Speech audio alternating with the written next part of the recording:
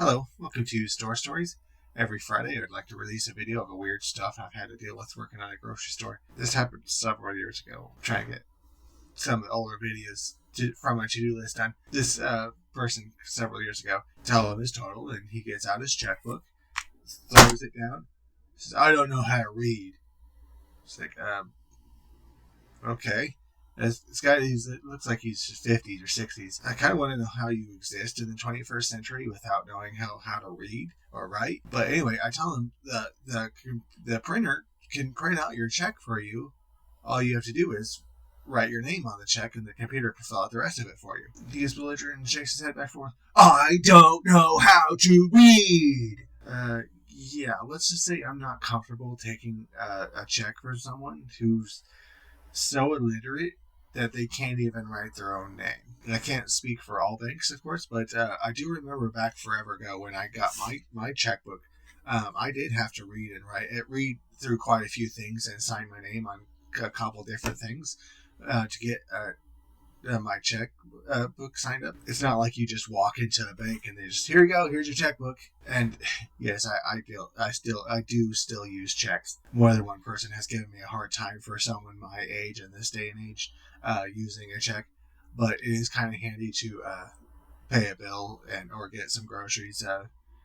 Maybe a little bit of cash before payday. You can write your check and it'll take several days or sometimes a week or two for that check to go, so it's kind of convenient sometimes. Did you just admit on camera to writing hot checks?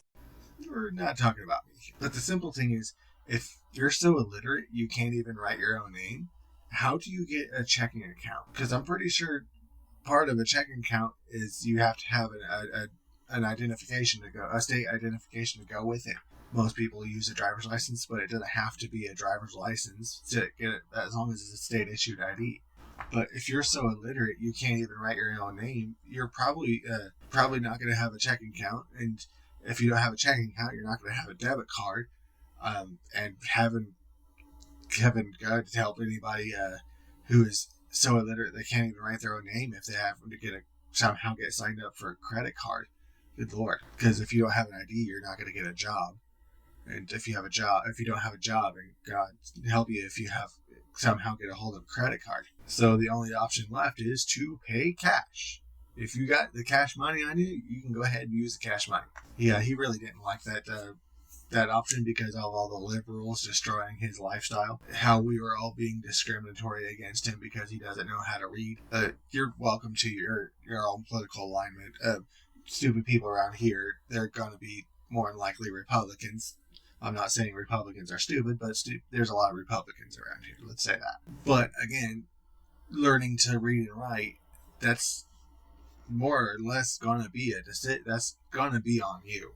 That's not discriminatory against someone that they chose not to learn how to read. That's not a discrimination. Then he screeched out, I bet you take those Mexican checks. Okay, a few things. One, that was discrimination. And two, if a Hispanic person wrote their name on their check and had an ID attached to that check, they're welcome to write a check. And three, this is just my experience. I don't have like a data to quantify this statement, but the vast majority of people who are migrants and they barely speak English, I'm not being down on them, they use cash.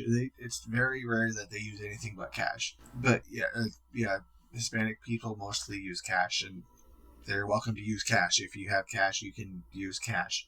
Although there's another story about that. But anyway, so he got really cranky when I deleted his order because I wouldn't take his check without him writing his name on it. And if you don't know how to write your name, you're probably not going to have a debit account, and you're probably not going to have a credit card, and you don't have the cash with it. That means you don't have a form of payment, which means you're not buying this stuff. So I'm going to go ahead and delete your order.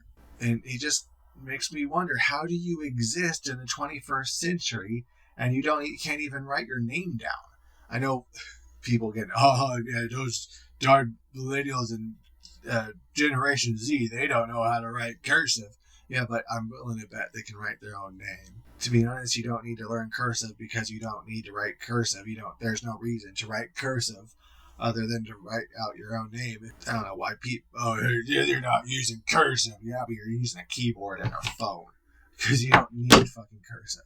But anyway, it really makes me wonder how the guy gets this far into life and he doesn't even know how to write down his own name. Like, what's his life like that he can't write his own name? More likely smashed out of his damn mind, because I don't know if he was just drunk and just, I don't know his own name. How did I just write my own name? It's probably more like that. But yeah, if you can't write your name, you can't write your check. You can't use a checkbook. Sorry. This is Store Stories. Every Friday when I release a video of the weird stuff I've had to deal with working at a grocery store. I'm really trying to get more active on here. Lately, I really don't want to go to work anymore. A couple months, was it that long ago? I made a video about a lady, a compilation video of the stuff I had to deal with people, and it's just, I spend all morning telling myself, I don't want to go to work, I don't want to go to work, I don't want to go to work. But then I never do anything to get out of the job. It was a weird thing.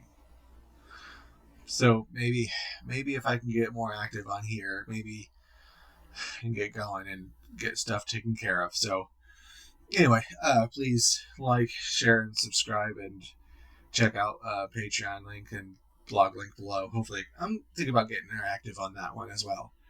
So anyway, thanks for watching. Like and subscribe, and hopefully I can get more stuff done. And have a nice day.